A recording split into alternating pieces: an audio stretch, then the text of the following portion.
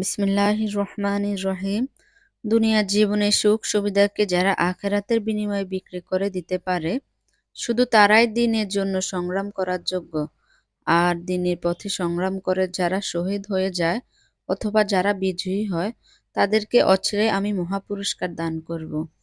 সূরা আন-নিসা ৭৪ নম্বর আয়াত থেকে আমি শাব্দিক অর্থ পেশ করলাম। আসসালামু আলাইকুম। আমি বাংলাদেশি ব্লগার মায়া বলছি, ঢাকা থেকে। কে কোথায় থেকে আমার এই ভিডিওটি দেখছেন, আশা করি সকলেই ভালো আছেন। তো বরাবরের মতো আজকে আরেকটা ব্লগ নিয়ে এসেছি আর কি। আমরা আসলে প্রতিদিন তো রান্না বান্না করি, সেটা হয়তো আমরা পোস্ট করি না আর কি। তো মাঝে মধ্যে আসলে আপনাদের সাথে আসলে গল্প করতে ভালো লাগে, এই কারণে আসলে কিছু কিছু ভিডিও করে রেখে দেওয়া আর কি। তো আমি এখানে আজকে একটা হাঁস নিয়েছি, তারপরে আমি আদা রসুন নিয়ে নিয়েছি ফ্রিজ থেকে। তারপরে এগুলোকে আমি কাটাই ছিল, ভালো করে ধুয়ে পরিষ্কার করে রেখে দিয়েছি।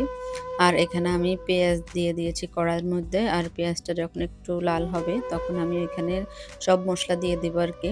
আমরা আসলে গৃহিণীরা ঘরোয়া যে মশলা আছে ওগুলা দিতে পছন্দ করি আর কি, স্বাচ্ছন্দ্য বোধ করি। তো আমি এখানে রসুন দিয়ে দিয়েছি, তারপরে আমি আদা দিচ্ছি আর কি। আর হাঁসের মধ্যে একটু আদাটা একটু বেশি দিলে ভালো লাগে। তারপরে আমি আসলে এই হাঁসটা সরিষার তেল দিয়ে রান্না করতেছি, কারণ সরিষার তেলে নাকি অনেক ভালো হয়। আমার শাশুড়ি বলতো আর কি। আমি আসলে আমার শাশুড়ি যেভাবে শিখিয়ে দিয়েছে আমি ওভাবে করার চেষ্টা করি, কারণ ওনার ছেলে তো যেভাবে মায়ের কাছে খেয়ে এসেছে, যাতে এরকম টেস্টটা পায়। এই কারণে আমি সবগুলা আমার শাশুড়ি যেভাবে বলছে ওগুলোই ফলো করার চেষ্টা করি আর কি।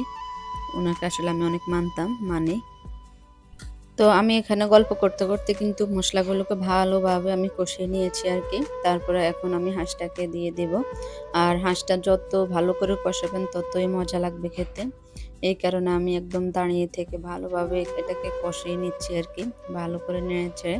তারপরে এই যে দেখেন কষানোর একটা পর্যায়ে দেখেন কি অবস্থা, তেল উঠে একদম সেই লেভেলের আর কি, ভালো লাগছে দেখতে। আর খেতেও মাশাআল্লাহ অনেক ভালো হয়েছে। দেন আমি একটু তো জাল কম দিই, এই কারণে বাচ্চারাও পছন্দ করছে আর কি। যেটা রান্না করবো সেটা যদি বাচ্চাদের ভালো না লাগে তাহলে তার ভালো লাগে না। তো এই কারণে আমি আসলে সব কিছুতে একটু জাল কমাই দিই।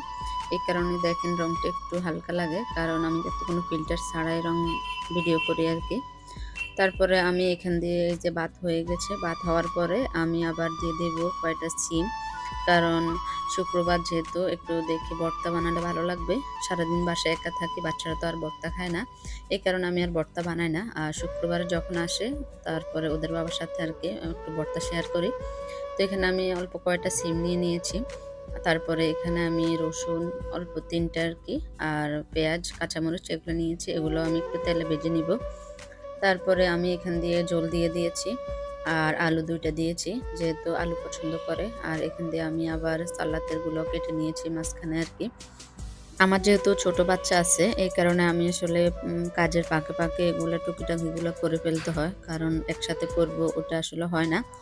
ও আসলে একটু ছোট, তো এই কারণে আমার একটু কষ্ট হয়, কারণ ও চুলার কাছে গিয়ে কিছু একটা টান দেয়, যদি কিছু গরম ওর হাতে পড়ে যায়, এই কারণে আমি অনেক টেনশনে থাকি আর কি।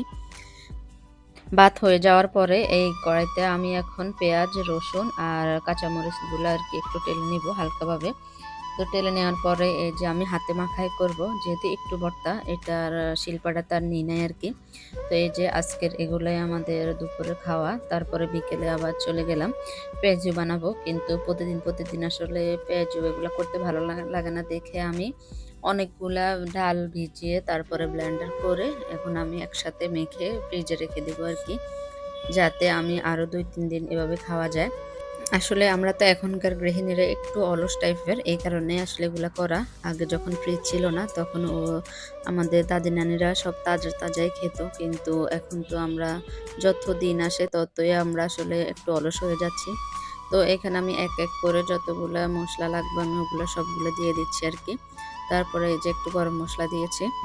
তারপরে আমি পেঁয়াজগুলোকে একটু মেখে দিব, যেহেতু পেঁয়াজগুলো কাটতে আসলে একটু মোটা হয়েছে, কারণ এই পেঁয়াজ কাটা আর কান্না করা আমার কাছে সমান, কারণ যতবারে পেঁয়াজ কাটে ততবারে কান্না করতে হয়। আমার ছেলে বলবে তুমি পেঁয়াজ দাও কেন তরকারির মধ্যে, দিবা আর কান্না করো।